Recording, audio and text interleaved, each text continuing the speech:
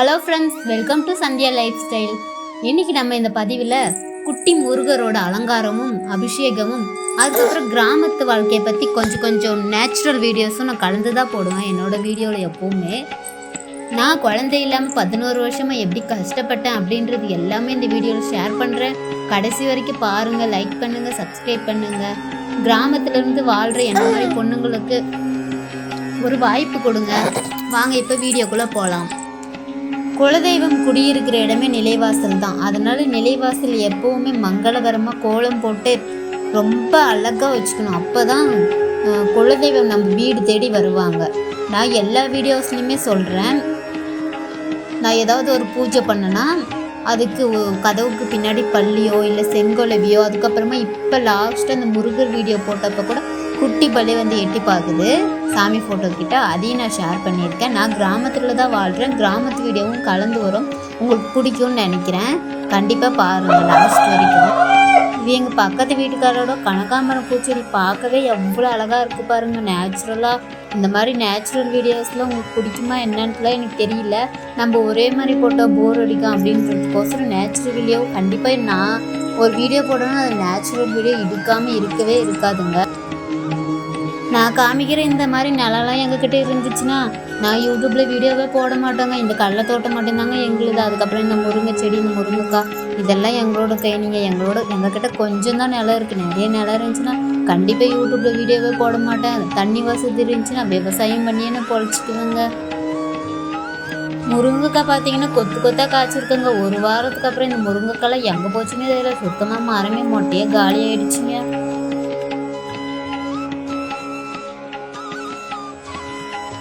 இப்போ முருகர் சாமியை அலங்காரம் பண்ண ஸ்டார்ட் பண்ணிடலாங்க. முதல்ல அபிஷேகம் செஞ்சுக்கலாங்க. அபிஷேகம் செஞ்சு முடிச்சுட்டு அப்புறம் அலங்காரம்லாம் செஞ்சுக்கலாங்க. உங்ககிட்ட என்ன இருக்கோ அதை வச்சு பண்ணுங்க. முருகர் சாமி கண்டிப்பாக ஏற்றுக்குவாருங்க. எனக்கு முருகர் சாமி ஆரம்பத்துலேருந்துலாம் பிடிக்காதுங்க. திடீர்னு ஒரு நாள் தோணுச்சுங்க, கந்தசஷ்டி கவசத்தில் என்றெனையாலும் ஏரக செல்வா மைந்தன் வேண்டும் வரமருள் தருவாய் அப்படின்ற வார்த்தையை கேட்டாலே குழந்தை இல்லாத எனக்கு எவ்வளோ கஷ்டமாக இருக்குங்க. எல்லாருமே வெற்றிலை தீபம் போடுறாங்களே, நாமளும் வெற்றிலை தீபம் போடலாம் அப்படின்ட்டு எங்கிட்ட வந்து இந்த சிலையெல்லாம் கிடையாதுங்க. அப்போலாம் வெற்றிலை தீபம் ஃபஸ்ட் டைம் சாமி ஃபோட்டோ முன்னாடி போடுறேன். அப்போ அந்த ஓம் முருகா நான் ஃபஸ்ட்டு காமிச்சினேன். அந்த டாலர் கிடச்சிச்சிங்க. வெற்றிலை தீபம் போட்டுட்டு பௌர்ணமினா எங்கள் ஊரில் பச்சையம்மன் கோவிலில் எப்போவுமே பூஜை செய்வாங்கங்க. அதுக்கோசரம் பௌர்ணமி அன்னைக்கு வெற்றிலை தீபம்லாம் போட்டுட்டு வீட்டை விட்டு கிளம்புறேன். ஒரே வெற்றிலை தீபம் போட்ட ஒரு 5 நிமிஷத்தில் இந்த ஓம் முருகா அப்படின்னு டாலர் கிடச்சிச்சிங்க. அதை எடுத்து கையில் பார்க்கும்போது என் முருகனே என் கைக்குள்ளே இருக்கிற மாதிரி அவ்வளோ ஒரு சந்தோஷமாக இருந்துச்சுங்க. இதை வந்து வார்த்தையால் சொல்ல முடியாதுங்க. ஏன்னா முருகசாமி கும்பிட்டு அனைவருக்குமே தெரியும் முருகசாமி ஏதாவது ஒரு ரூபத்தில் நமக்கு காட்சி தருவாருன்ட்டு. அதே மாதிரி இந்த ஓம் முருகர் டாலர் கிடைச்சதுக்கப்புறம் நான் கொஞ்சமாக பணம் சேர்த்து வச்சு குட்டி முருகர் வாங்கினேங்க. குட்டி முருகர் வாங்கி அந்த சாமிக்கு வெற்றிலை தீபம் அபிஷேகம் இதெல்லாம் செஞ்சு முடிச்சதுக்கப்புறம் இந்த பெரிய முருகர் வாங்கினேங்க. இது எல்லாத்துக்குமே காரணம், நான் இப்போ வரைக்கும் எனக்கு வந்து வேலை எதுவுமே வீட்டிலேருந்து செய்கிற அளவுக்கு வேலையே கிடையாதுங்க. எனக்கு வந்து வீட்டிலேருந்து செய்கிற மாதிரி ஒரு வேலையை ஏற்படுத்தி கொடுத்ததும் என்னோடய அப்பன் முருகன் தாங்க. அதுக்கப்புறம் யூடியூப்பில் வீடியோ போடுறதுக்கு காரணமே என் அப்பன் முருகர் தாங்க. அவரை வந்து நான் சாகுற வரைக்கும் என் உள்ளங்கையில் வச்சு தாங்குவேங்க. இதுதாங்க என்னோடய பெரிய ஆசையே. நான் வேறு எந்த குறிக்கோளையுமே நான் முருகர்கிட்ட வைக்கலைங்க. ஏன்னா வச்சுக்கோங்களேன், நம்ம ரொம்ப கஷ்டப்பட்டு இருக்கோம். இப்போ கிணத்துல விழுந்தவங்களுக்கு கயிறு கொடுத்தா எப்படி இருக்கும், அந்த மாதிரி தாங்க என்னோடய வாழ்க்கையும். குழந்தை இல்லாமல் கிட்டத்தட்ட 11 வருஷம் கஷ்டப்பட்டேங்க. கொஞ்சம் நெஞ்சமான கஷ்டமே இல்லைங்க. அதே மாதிரி கந்தசஷ்டி கவசம் எப்பவுமே கேட்பேங்க. அப்போ நான் முருகர் சாமி மேலெல்லாம் அவ்வளோ ஈடுபாடெல்லாம் கிடையாதுங்க. கந்தசஷ்டி கவசம் கேட்டுகிட்டே இருப்பேன். என் குழந்தை நிச்சிடுச்சுங்க. நான் முருகருக்காக எந்த ஒரு விரதமே இருக்கலைங்க. ஆனால் கும்பிடுவேன். எப்படி கும்பிடுவேன்னா, முருகான் எனக்கு குழந்தை பாக்கியத்தை கொடுத்தோன்னா நான் சாகுற வரைக்கும் உனக்கு அடிமையாகவே இருக்கிறேன், உனக்கு பூஜை செய்கிறேன் அப்படின்னு கும்பிட்டுப்பேங்க. அதே மாதிரி முருகர் கொடுத்துட்டாரா. கொடுத்து கிட்டத்தட்ட 2 வருஷத்துக்கு அப்புறம் தாங்க நான் முருகர் சாமிவே இப்போ தாங்க அதிகமாக கும்பிடவே ஆரம்பிச்சிருக்கேன். என்னோட குழந்தைய சேர்ந்து பூஜை பண்ணுவான். நீங்கள் பாருங்களேன், நான் சொல்கிறது அத்தனையுமே உண்மைங்க. என் அப்பன் முருகன் மேலே சத்தியமாக இது உண்மைதாங்க. உங்கள் வாழ்க்கையிலையும் கண்டிப்பாக நடக்குங்க. குழந்தை இல்லாமல் நீங்கள் கஷ்டப்படவே மாட்டீங்க. முருகரோட காலை கெட்டியமாக பிடிச்சிக்கோங்க. அவர் கண்டிப்பாக குழந்தை பாக்கியத்தை நமக்கு தந்தே தீருவாருங்க. இந்த குழந்தை இல்லாத வழின்றது பல ராத்திரி தூக்கமே வராதுங்க. அழுகையாக வரும்.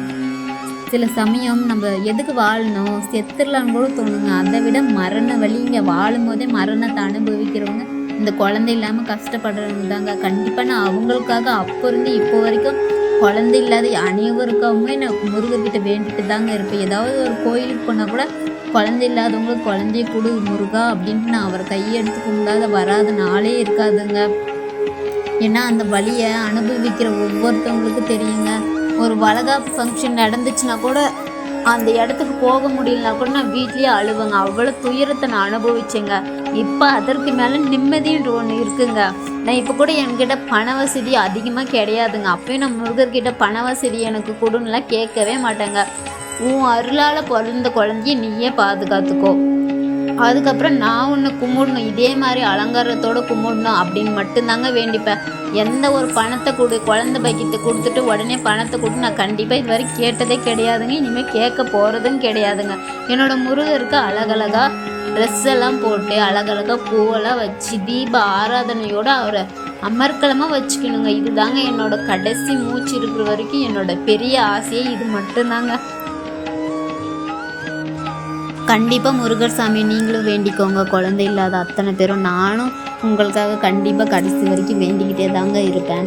இப்போ முருகர் சாமிக்கு வெற்றிலை தீபமெல்லாம் போட்டுட்டு அழகாக தீப ஆராதனையெல்லாம் காமிச்சிக்கலாங்க.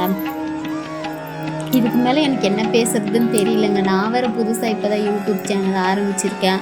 நான் இந்த அளவுக்கு பேசுகிறதே முருகர் கொடுத்த தைரியம் தாங்க எனக்கு. நேற்று ஆடி கிருத்திகை அன்னைக்கு விடிகாலம் கனவுல முருகர் வந்தாருங்க. அவருக்கு அலங்காரம்ல எதுவும் செய்யவே இல்லை. எப்படியாவது இந்த பூஜை செஞ்சே ஆகணும்னு செஞ்சு முடிச்சிட்டேங்க. அவரோட அருளால் எனக்கு கனவுல அடிக்கடிக்க என் அப்பன் முருகன் வருவாருங்க. எனக்கு அப்பா இல்லையா, அதனால அப்பான்ட்டு யாரை கூப்பிட்றதுன்னு தெரியலங்க. அதனால முருகரை தான் அப்பான்ட்டு கூப்பிட்றதே. அதிகமாக நான் நேசிக்கிறதே என் அப்பன் முருகனை மட்டும்தாங்க. அப்பா இல்லைன்ற வழியை அவர் தாங்க மறைச்சிக்கிட்டு இருக்காரு இது வரைக்கும். அப்பா இல்லை அப்படின்னு நினைக்கும் போது ரொம்ப கஷ்டமாக அழுகையாக தாங்க வரும். நான் வீடியோவில் பேசிகிட்டு இருக்கும்போதே அழுக வந்துடுச்சு. என் அப்பன் இருக்கிறார், அவர் பார்த்து கொள்வார் அப்படின்ட்டு ஒரு தைரியத்தோட எனக்குன்ட்டு ஒரு குழந்தைய கொடுத்துருக்காருங்க. அவரை நல்லா படிக்க வச்சு அவரை நல்ல இரக்க குணத்தோட அனைவருக்கும் உதவி செய்யணும் அப்படின்ட்டு நிறைய நல்ல விஷயங்களாக சொல்லி கொடுத்து வளர்க்க போகிறேங்க. என்னோடய வாழ்க்கையே என் அப்பனும் என் முருகனும் மட்டும்தாங்க. இவங்க 2 பேரும் என்னோடய வாழ்க்கையில் கிடைச்ச மிகப்பெரிய பொக்கிஷங்க. நீங்களும் எதுக்கும் கவலையே படாதீங்க. குழந்தை இல்லாதவங்களுக்கு யாரும் காயப்படுத்தாதீங்க. அவங்களுக்கு முடிஞ்ச அளவுக்கு உங்களால் முடிஞ்ச உதவிகளை செய்யுங்க. அப்புறம் குட்டி பள்ளி எவ்வளோ அழகாக பார்க்குது பாருங்கள் முருகனோட அலங்காரத்தை. நான் ஒரு வீடியோலையும் உங்களுக்கு சாட்சியோடு காமிக்கிறேங்க. ஃபஸ்ட்டு பானகம் அம்மனுக்கு தயாரித்த வீடியோவில் செங்கோலவி வீட்டுக்கு வந்துச்சுங்க. அடுத்த வீடியோவில் அடுத்து லக்ஷ்மி தேவி வாசம் வீசும் அப்படின்ட்டு ஒரு வீடியோ போட்டாங்க.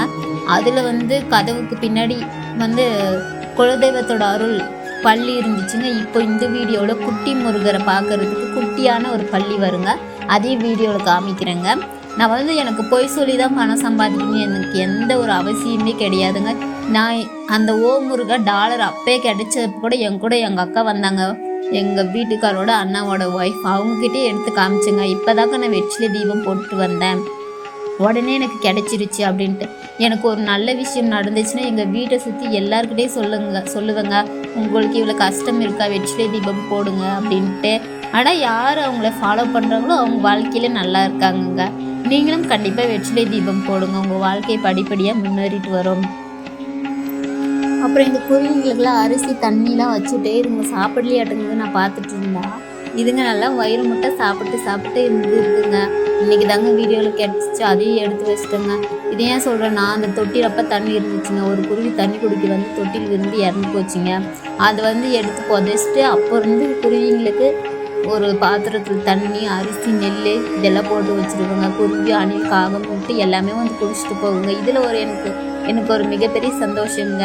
இதுக்கு மேலே என்ன பேசுறதுன்னு தெரியலங்க. பாய்ங்க, நாளைக்கு ஒரு வீடியோவில் பார்க்கலாங்க. என்னால் முடியிறப்ப இன்னொரு வீடியோ எடுத்து போடுறேங்க. என்னோடய வீடியோஸ்லாம் பாருங்கள், என்னோடய ஷார்ட்ஸ்லாம் பாருங்கள். கண்டிப்பாக நேச்சுரல் வீடியோ, விவசாயத்தை பற்றி போடுறது எல்லா வீடியோஸுமே போடுவேங்க, உங்களுக்கு கண்டிப்பாக பிடிக்குங்க. சரி பாய்ங்க, இன்னொரு ஷார்ட்ஸ்லேயோ வீடியோலையோ பார்க்கலாங்க.